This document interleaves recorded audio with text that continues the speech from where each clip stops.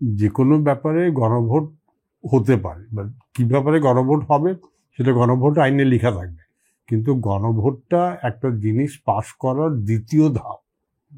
প্রথম ধাপ হলো সংসদ, তাই তো? সংসদে যে কোনো একটা জিনিস ওটা সংবিধানের এই সংশোধনী তারা পাশ করলো, তারপরে গণভোট আইনে বলা থাকে যে মানে কতগুলি নির্দিষ্ট সংশোধনীর ব্যাপারে ওই দুই তৃতীয়াংশ ভোটে সংসদ পাশ করলেই হবে না, এটা গণভোটে যাবে। দুই তৃতীয়াংশ ভোটে সংসদ পাশ করলো, রাষ্ট্রপতির কাছে পাঠানো হলো সম্মতির জন্য, তখন রাষ্ট্রপতি নির্বাচন কমিশনকে বলবে এই তো এই জায়গায় সংশোধন হচ্ছে, আপনি গণভোটের আয়োজন করেন। গণভোটটা হলো দ্বিতীয় ধাপ। প্রথমে হলো নির্বাচিত প্রতিনিধিরা এটাকে পাশ করবে, এবং দ্বিতীয় ধাপ হিসাবে গণভোটে যাবে। হার্টের যত্নে বিশ্বসেরা ক্যানোলা তেল এখন বাংলাদেশে। কিন্তু আমরা আবার এটা প্রথম ধাপ নাই, লাভ দিয়ে দ্বিতীয় ধাপে করছি। আর এই যে জুলাই সনদের কথা বলছি, জুলাই চার্টার মোটামুটি তো 25 পৃষ্ঠা, আমি যদিও শুনেছি 80টা না 84টা ধারা আছে। তো 25 পৃষ্ঠার 84 ধারার একটা দলিল পড়ে, এটা পড়ে বোঝার মতো ওই প্রাতিষ্ঠানিক শিক্ষা তো আমার মনে হয় না যে শতকরা 10% লোকেরও আছে। তাহলে তারা এটা কিভাবে বুঝে হা না, আর কিছুতে যে আমাদের রাজনৈতিক দলের মতো কিছু পয়েন্টে এগ্রি হলো, কিছু পয়েন্টে সে ডিসএগ্রি করলো, একমত হলো দ্বিমত হলো, এগুলি কিভাবে গণভোটের মাধ্যমে এগুলি তুলে আনা যাবে? এটা তো উদ্ভট জিনিস। আপনি বাস্তবায়ন করতে এই যে দ্বিকক্ষ বিশিষ্ট পার্লামেন্টের কথা বলা হচ্ছে, হ্যাঁ, ইদানিংকালে উদাহরণ যেটা আমার মাথায় আছে, বেলজিয়াম বিভিন্ন কারণে হোক 1970 সালে তারা নীতিগত সিদ্ধান্ত নিয়েছে এক কক্ষ থেকে দ্বিকক্ষ বিশিষ্ট পার্লামেন্টে যাবে। এটা বাস্তবায়ন করেছে তার 20 বছর পরে 1990 সালে। 20 বছর কেন লাগলো? এখন নিম্নকক্ষ আর উচ্চকক্ষের সম্পর্ক কি হবে? নিম্নকক্ষ একটা পাশ করলো, উচ্চকক্ষ পাশ করলো না, উচ্চকক্ষ বদলে দিল, তা কোন জিনিসটা নিম্নকক্ষে যাবে, কোন জিনিসটা উচ্চকক্ষে যাবে, এদের যে পারস্পরিক সম্পর্ক, এইটা অনেক আইনি অনেক জটিলতার ব্যাপার যে ভারতে আছে। ওই জন্য ভারতের সংবিধান প্রায় 350-400 পৃষ্ঠা, তার মধ্যে একটা বিরাট অংশ হলো ওদের লোকসভা আর রাজ্যসভার যে সম্পর্ক। তো আমরা এগুলি কিছু চিন্তা না করে লাফাচ্ছি দ্বিকক্ষ বিশিষ্ট সংস্থা। আমাদের তো কারো মানে আমরা যারা আইন নিয়ে চর্চা করি, আমরা তো শুরু থেকেই এক কক্ষ বিশিষ্ট পার্লামেন্ট দেখে এসেছি। এখন দ্বিকক্ষ পার্লামেন্টের ব্যাপারে কারো আমাদের কোনো সংবিধানের বইতে কিছুই বলা নাই।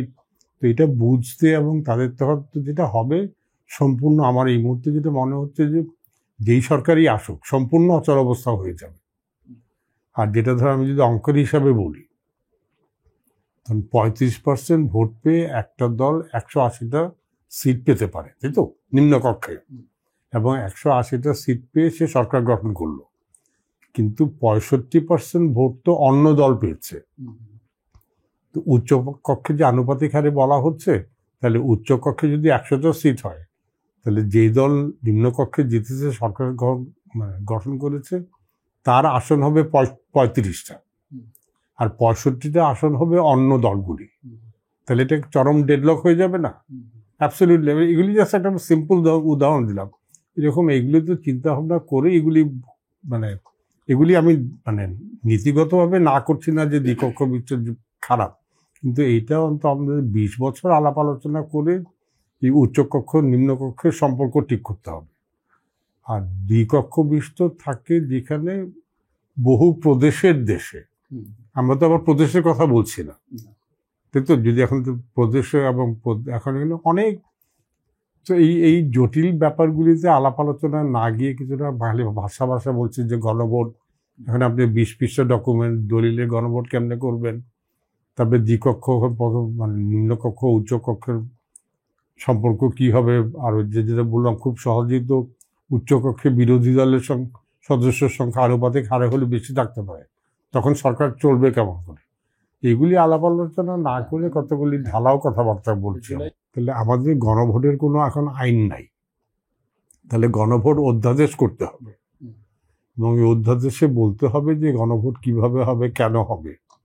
তা এত কিছু করে, এবং যেটা বললাম যে একটা এই সনদটাকে আপনি 20 পৃষ্ঠার সনদকে 3 লাইনে কেমন করে নিয়ে আসবেন, এগুলি করে ঠিক আছে একটা অধ্যাদেশ হলো, যেটা অধ্যাদেশের অধীনে যেই অধ্যাদেশটা কিন্তু আমরা ভুলে যাই, অধ্যাদেশটা হলো নির্দিষ্ট সময়ের আইন, এটাকে কন্টিনিউ করা যাবে না। নতুন সংসদ আসলেও সংসদ বলতে পারবে না যে এই অধ্যাদেশটা জারি থাকবে, বলবৎ থাকবে। অধ্যাদেশ কিন্তু নির্দিষ্ট সময়ের আইন, এটা সংসদ অধিবেশন শুরু হওয়ার 30 দিনের মধ্যে আপনা আপনি বিলুপ্ত হয়ে যাবে। যেই আইন বিলুপ্ত হয়ে যায় সেই আইনের অধীনে গৃহীত কার্যকলাপের ভবিষ্যৎ কী হবে, এটাও একটা আইনের খুব জটিল প্রশ্ন। এগুলি চিন্তা ভাবনা না করে গণভোট বললে তো আর গণভোট হবে না।